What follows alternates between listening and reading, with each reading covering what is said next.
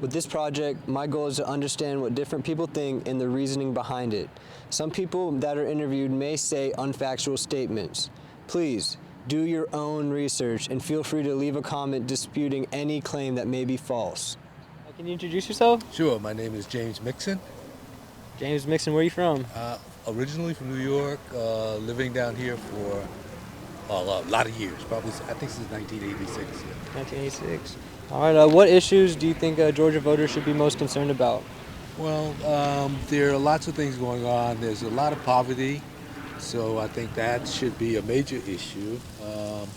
The other thing is, in terms of, there's a lot of discussion about voter integrity, and I think there are some issues that need to be addressed, but I don't think that's the overall problem in this country. I think the overall problem is trying to keep people from voting. I think that it should be easier to vote. I think that there's no reason why you have to go through the mechanics that you have to go through to vote. To me, it's a simple process. It always said that people have the right to vote, so that should always be in existence. And right now, there's some issues associated with that that should be addressed. And is that what influences your vote the most? Not really. I'm looking at everything overall, from the point of the economy, where things are right now, the direction of the country as a whole, and the fact that there's just so much poverty that it shouldn't be. I mean, this is the richest country in the world. So why are there people out there, kids, especially kids, who don't get the proper food, who don't have enough to eat, who go to school hungry? There's no reason for that. There's no reason for that. This should never happen in a country like this. It should never happen. All right, and what other factors influence your vote? Again, trying to make sure the country is going in the right direction. And what I mean by that is, again, it should be a situation where politicians are representing the views of the people. And it seems like right now, politicians are representing the views of the people with money only. I mean, when you look at the fact that it takes, let me say again, most of the people who run for election in this country are wealthy. And there's a reason for that, because it costs so much to run. There are very few grassroots efforts in effect, because people who can make a difference can't afford to. And there's no reason why it should cost this much to run a campaign. If you look at the people who are running, most of them have money galore. And you go into office, and I probably shouldn't state this name, but there's a senator in Florida who went into office as a congressman without a lot of money. 15 years later, he's a millionaire. Now, there's nothing wrong with accumulating wealth, nothing at all, but when you do it on the backs of other people, I have a problem with that. I really have a serious problem with that. All right, and what factors do you believe like a governor should possess? Empathy for all people. All right, that to me, that's critical. You have to sometimes put yourself in the position of other people so that you can understand what they're going through. And to me, that's critical. Again, poverty in this country is ridiculous. There's no way it should be this way. I mean, there's enough wealth in this country for this to not be happening. And it is. It's happening every day. I see kids going to school who don't even get breakfast. That's critical. That's absolutely critical for young kids. And so it should not be happening. It should not be happening. So. All right, and do you expect the same kind of qualities out of other public servants and elected officials? And what do you mean, the qualities? Like in terms of what you believe a governor should have, empathy? Yeah, definitely. I mean, to me, it's a part of being a human being. It's a part of being if you're in a position where you can affect change, then you should be doing that for positive results, not to line your pockets. And I'm not saying everybody does it, but it's enough of it, and you can see it. You can see what's going on in this country, that you realize there's enough of that going on that's having a negative impact on this country as a whole. And we really need to address that. We really do. So. All right. Do you believe that congressmen and senators should have term limits? I don't know. I think to a certain extent, yes, but I don't know if that's going to solve the problem. I mean, I think that if you get in, when you get into office, it seems like you have to either go along with the program or you're voted out. And the program, the way it's established, is very much for the people who are currently in office. I mean, again, for a new person to come in and get elected, if it costs so much money, it's very prohibitive. So, you got to be very wealthy in order to even run. Look at the governor in Virginia. I mean, the guy was a millionaire, and he financed some of his campaign. But just the cost of that, just to pay that much money to run for an elected office, especially when you're a senator and it pays about $175,000 a year. What's the incentive to do it? To me, the only incentive to do is you get in there, you're going to get rich. That's all. The lobbyists are going to pay you off to do certain things for them, and not necessarily in the interest of the rest of the people in this country. So. All right. And with that being said, what's your current view on the state of politics in the United States and Georgia? Lots of issues that need to be addressed. The situation now is such that there's so much concern about voter integrity, and this all started because of one man, and we know who I'm talking about. We're talking about Trump. When he refused to concede the election, this whole issue of voter integrity came up. So we passed all these laws that supposedly makes this better, but in reality it doesn't. I mean, the situation in Georgia where you can't even give a person in line a bottle of water, where's the logic there, And then I read a situation in, I think in Pennsylvania, where if you have a mail-in ballot, you have to put a date on the ballot. Now, it's a mail-in ballot, so it gets postmarked. There's a date that says this was postmarked this date. Why does a write-in date that is maybe not there, why should that cancel that vote? It shouldn't. There's no logical reason for that. Laws are being passed to prohibit people from voting, and yet we talk about this country being, free and people can vote and all that. Not happening. There are too many laws in place that restrict that, and there's no reason for it. All right. Do you believe America is divided? Very much so. Very much so. And for a lot of different reasons. And some of the things that are going. I mean, some of the things that have, some of the reasons that divide us, are silly. And until we address that, nothing's going to change. Nothing. I mean, we talk about the fact that we're all human, so we should be treating people like that, like as if they're human. Simple as that. There's no other reason. There's no reason to treat anybody else any other way at all. All right. Now, what lines do you think we're divided on? Racial, probably number one. Religion, to a certain extent, because there's a certain segment of the population that says, talks about religious freedom.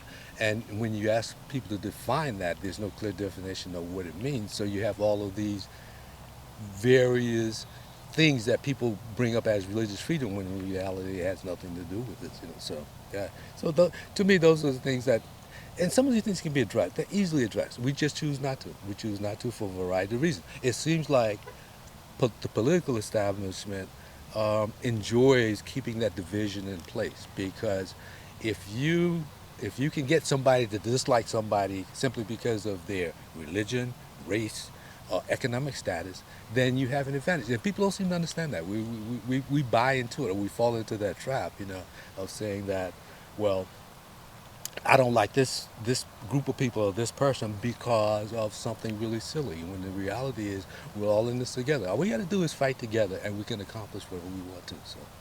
All right. And I know you mentioned it earlier, but do you believe that the 2020 election was stolen or rigged or anything like that? No. I mean, bottom line is, well, if you look at it from the perspective of the voting machines, all right? The voting machines are not online, so you can't go in and manipulate that. And that's one of the major charges that are being cast by people who say that it was rigged. Well, first of all, if you're not connected to the internet, how can you go into a machine and manipulate? You can't. Now, or there are people who vote who shouldn't be voting? Yeah, we have that. I mean, look at the size of this country. Of course you're going to have that. The question is it enough to affect the results? And I don't think it is. All right. And how do you feel about what happened on January 6th, 2021? It was, I watched that on TV, and I was astounded by the fact that there were a certain group of people who felt that it was their right to go and raid a building, and I say raid because that's what it was, raid a building and threaten people because they disliked the result of an election. And this is the first time this has happened. I mean, at that level. There's been, there have been people who have opposed to the results, but they never resorted to violent means to change it. And to watch that on TV, it was to me, it was the most senseless thing I've ever seen in my life, and I still don't understand what the rationale was. It wasn't going to change anything. Now, if certain things had fallen into place, it possibly could have. If the manipulation that was that was taking place had been successful, it would have resulted in a change in the direction of the election. But that's because one person insisted that they had won, and to put him back in office regardless of whatever. That's not how this country is set up. It was never set up this way. But what it also points out very simply is that some of the controls that supposedly are in place, they're not set up as legal definitions. So there's a certain amount of manipulation that can be done if a person is not honest enough. And that's what happened. We finally got somebody in office who was dishonest enough to take advantage of all the loopholes that were out there. And that's what happened. That's what happened. All right. And what's your opinion on the overturning of Roe v. Wade? My personal opinion about abortion is I am not for abortion, but I'm also not a woman. I can't be put in that position where getting pregnant, having an unwanted pregnancy affects me. So I have a lot of empathy for people who have to make a decision about how their life is going to be affected by this. So my personal opinion is it should be left up to the individual who's most affected by this, and that is the woman. All right. And what's your opinion on the war in Ukraine? To me, it's sad.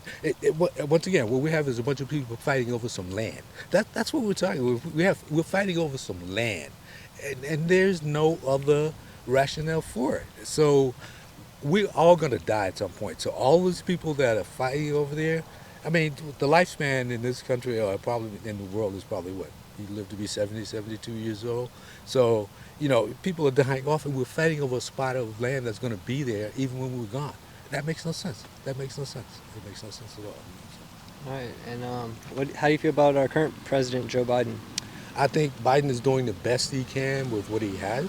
I think there's a lot of things that have been a lot of obstacles have been thrown up to affect his ability to do certain things. But that's understandable. That's how politics works. It shouldn't be a situation where one side decides I'm not going to do anything to make any changes, and that's the position they take. To me, it should be about working together, and that's disappeared. It's no longer in place. So, And would you be friends with someone who disagrees with you politically? Of course. I mean, yeah. The whole idea of disagreement is to be able to sit down and have a discussion and say, here's why I disagree with you. Now, that doesn't mean I'm going to change that person's mind, because they sure as hell not going to change my mind, about what I think and believe. But there's nothing wrong with having a civil discussion about it, and to me, that's the fun part of this whole thing. I have friends who are totally on the opposite side of the political spectrum, but that's okay. That's what makes us who we are. So there's nothing wrong with that at all, So nothing at all. All right. And what do you love most about America?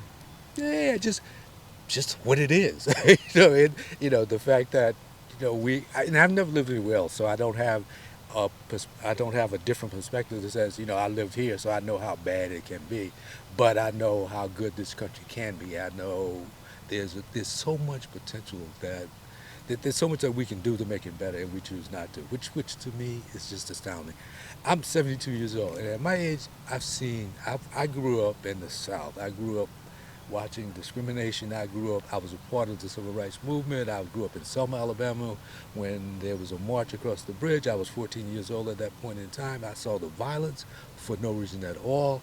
And so I've seen so much in my life, but I've also seen growth. I've seen a lot of growth.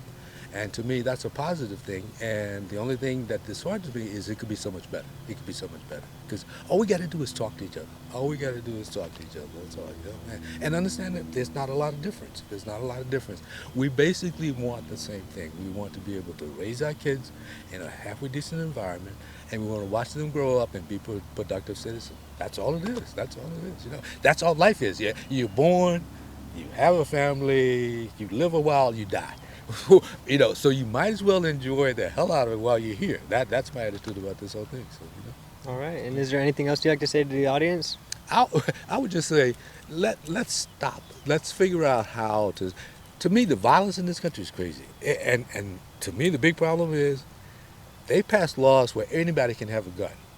Anybody. So I go to the store, I'm watching people walk in with a gun on their hip. Now, if you choose to do that, that's fine. But what's the purpose of it? What are you going to do? You're going to, if somebody bumps you, you're going to shoot somebody? And that's what's happening. That's what's happening. You know, road rage for nothing. And it used to be you blow your horn, flip people off, you keep going. Now, they shoot at you. So what are we solving? We're solving nothing. I mean, and I'm not anti-gun in the sense that to me, if you need a gun for protection, you should have the ability to buy one and keep it in your house.